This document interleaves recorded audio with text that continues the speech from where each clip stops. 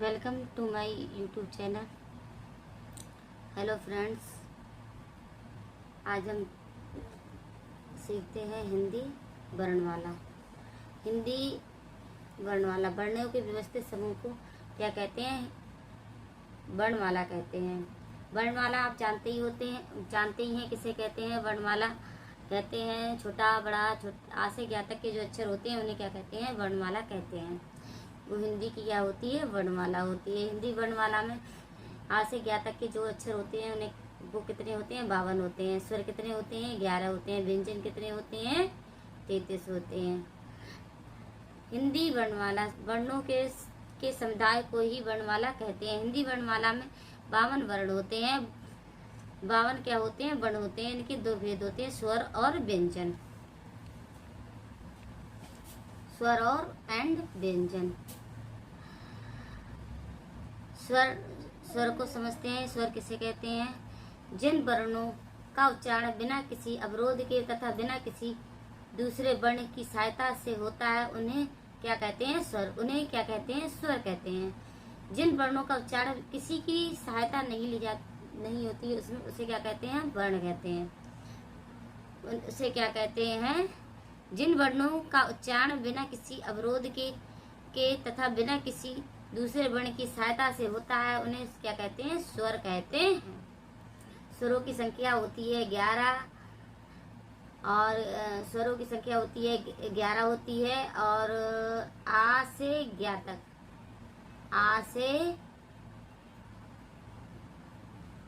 ज्ञा तक क्या होते हैं?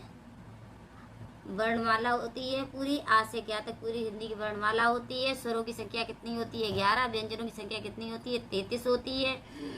व्यंजनों की संख्या 33 होती है। स्वरों की संख्या 11 होती है। स्वरों की संख्या जो 11 होती है वो समझते हैं क्या होता है? छोटा आ छोटी ई क्या होता है? छोटा आ बड़ा आ छोटी ई बड़ी ई छोटा ऊ बड़ा ऊ ए ओ औ और ऋ। और स्वर कितने प्रकार के होते हैं? स्वर होते हैं 3 प्रकार के।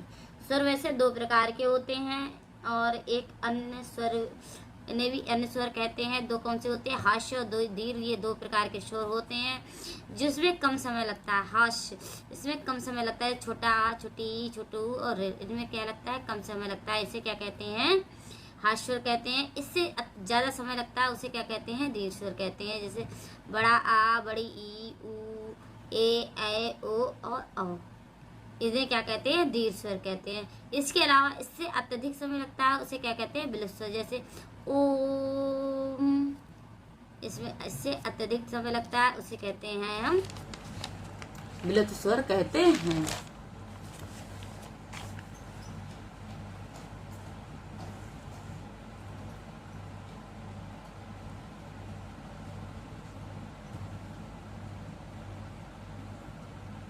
अब कहते हैं वर्ण की परिभाषा जानते हैं। वर्ण की क्या जानते हैं? परिभाषा। वह छोटी सी छोटी सबसे छोटी ध्वनि जिसके और टुकड़े नहीं किए जा सकते, जिसके क्या टुकड़े नहीं किए जा सकते उसे हम क्या कहते हैं? वर्ण कहते हैं। नोट, सबसे छोटी ध्वनि इससे बड़ा क्या होता है? वर्ण होता है। इससे बड़ा क्या होता है? वर्ण।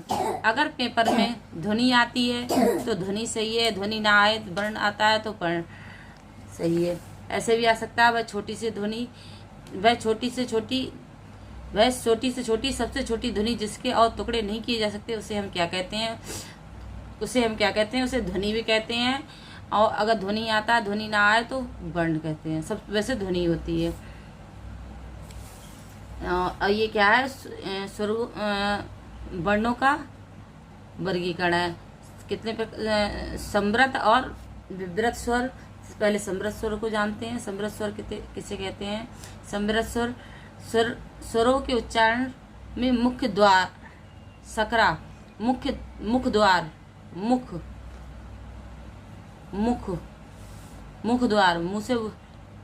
द्वार सकरा। कैसे? मुख का द्वार कैसा होता है? सकरा यानी कि पतला हो जाता है मुख द्वार, मुंह कम खुलता है। ये संख्या में कितने होते हैं? 4 होते हैं। संख्या में कितने होते हैं? 4। छोटी ई बड़ी ई छोटा ऊ और बड़ा ऊ।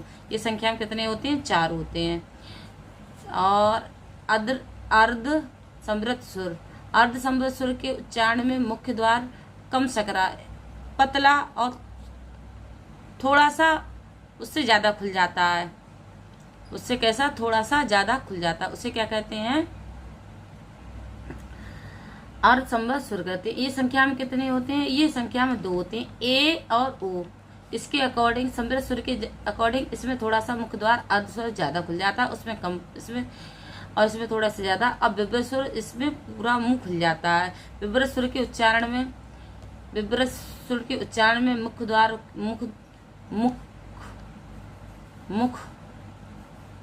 मुख्य द्वार पूरा खुल जाता है। ये संख्या में 2 होते हैं, आ और आ। क्या होते हैं, 2 होते हैं संख्या।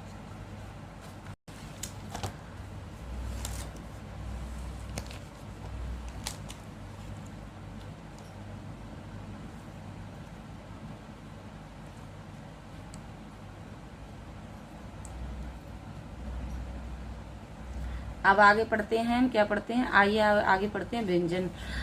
ये हिंदी अल्फाबेट है, इन्हें जरूर पढ़ना चाहिए और ये हर एग्जाम में आते हैं। स्वरों की सहायता से बोले जाने वाले व्यंजन कहलाते हैं। स्वरों की सहायता से, जो स्वरों की सहायता से बोले जाते हैं वो क्या होते हैं, व्यंजन।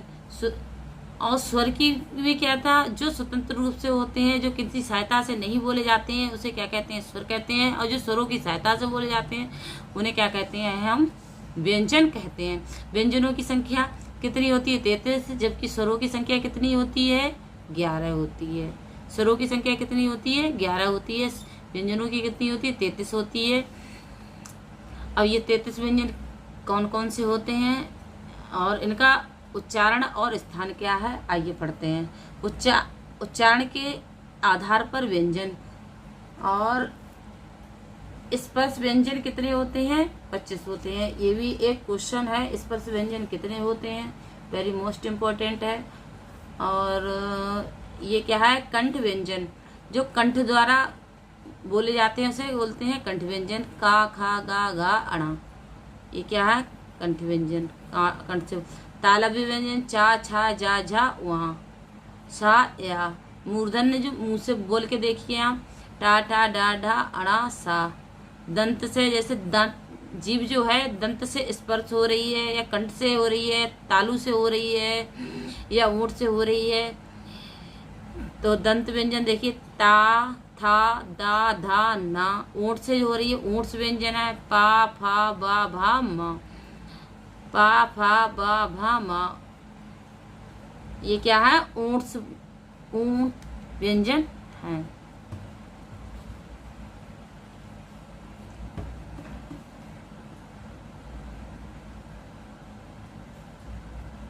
इसके अलावा अंतःस्थ व्यंजनों की संख्या। इसके अलावा 4 तरह के अंतःस्थ व्यंजन है, ऊष्म व्यंजन है और संयुक्त व्यंजन है और आगत व्यंजन है। इनकी संख्या क्या है, अंतःस्थ व्यंजन किसे कहते हैं, ऊष्म व्यंजन और संयुक्त व्यंजन और आगत व्यंजनों की संख्या। अंतःस्थ व्यंजनों की संख्या 4 है, ऊष्म व्यंजनों की संख्या 4 है, संयुक्त व्यंजनों की संख्या 4 है और आगत व्यंजनों की संख्या 2 है। अंतःस्थ व्यंजन है 4, या, रा, लावा। ऊष्म व्यंजन 4 है, सा, सा, हा। संयुक्त व्यंजन है छत, त्रा, ज्ञा, श्रा। ये संयुक्त 2 शब्दों के मेल से बने हुए ये हैं, ये क्या है, संयुक्त व्यंजन है। आगत व्यंजनों की संख्या क्या है, 2 है, जा और फा। महत्वपूर्ण पॉइंट, अर्धस्वर, या और बा को अर्धस्वर भी कहते हैं और अंतःस्थ व्यंजन भी कहते हैं। या और बा को, या और बा को, या और बा को अर्धस्वर भी कहा जाता है। अर्धस्वर और अंतःस्थ दोनों ही व्यंजन होते हैं। लुंठित या प्रकंपित व्यंजन रा को कहते हैं। ये पहली रा क्या है, लुंठित या प्रकंपित व्यंजन है। पार्श्विक व्यंजन ला है। नासिक व्यंजन ना, अणा, ना, ना, ना, मा, ये क्या है, नासिक व्यंजन है। व्यंजन है क्या है, हाय, क्या है, हाय। बहुत कम समय में आपके लिए पूरी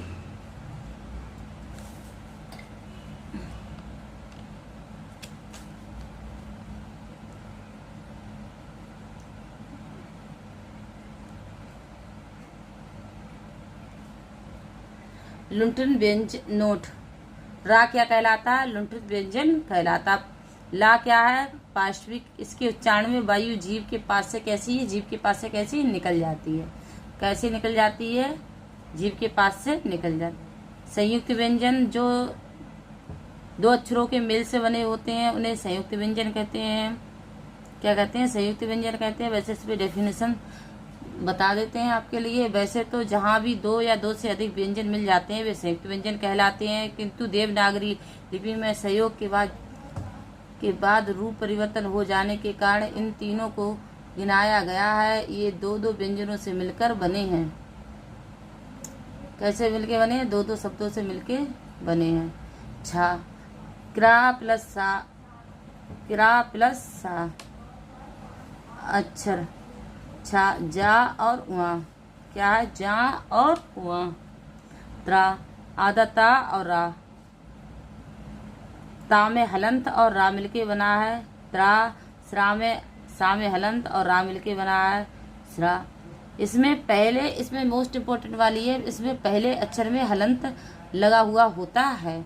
ये चारों शब्द जो है संयुक्त व्यंजन है। ये दो शब्दों को मिलके बने हैं। कैसे बने हैं? दो शब्दों के मिलकर बन। अयोगवाह वर्ण कौन से होते हैं? अयोगवाह वर्ण जैसे अंग और आहा अयोगवाह वर्ण होते हैं और इन्हें कहते क्या है? अनुस्वर अंग और आहा। अनुस्वर अंग और आहा इन्हें कहते हैं। अनुस्वार स्वर के बाद बोला जाने वाला हलंत अर्धध्वनि अनुस्वार कहलाता है। जैसे प्रपंच, कंठ, छंद आदि। स्वर के बाद बोला जाने वाला हलंत जो होता है, जैसे अंक की बिंदी ऊपर लगती है, अर्धध्वनि अनुस्वार कहलाता है। जैसे प्रपंच, इसमें अंक की बिंदी लगी है, कंठ पे है, छंद पे है, इसे क्या कहते हैं? अनुस्वर कहते हैं। और विसर्ग जो दो बिंदी लगी होती हैं इन्हें महाप्रमाण सूचक एक स्वर है। महाप्रमाण सूचक एक स्वर है। जैसे प्रातः, अतः, संभवतः आदि इस प्रकार के जो होते हैं ये विसर्ग होते हैं। इसे क्या कहते हैं? विसर्ग। अयोगवाह वर्ण कौन से होते हैं? अयोगवाह वर्ण अंग और आहा होते हैं। अंग की मात्रा जो ऊपर लगी हुई होती है उसे छंद, प्रपंच, कंठ जो ऐसे शब्द होते हैं जिनकी बिंदी ऊपर के लिए लगी होती है उन्हें अनुस्वार कहते हैं। अयोगवाह के अंतर्गत आते हैं। और विसर्ग जिसमें दो बिंदी पीछे लगी होती है अंग आहा वाली, जैसे प्रातः, अतः, संभवतः, मानवतः, ऐसे कई व्यंजन होते हैं। इसी के साथ में हिंदी वर्णमाला समाप्त होती है। और इसके कुछ क्वेश्चंस हैं नेक्स्ट वीडियो में कराएंगे। और आपको वीडियो अच्छी लगी हो और पढ़ाना अच्छा लगा हो तो प्लीज़ लाइक करना, शेयर करना और चैनल न्यू हो और चैनल को सब्सक्राइब करना। Okay, thank you.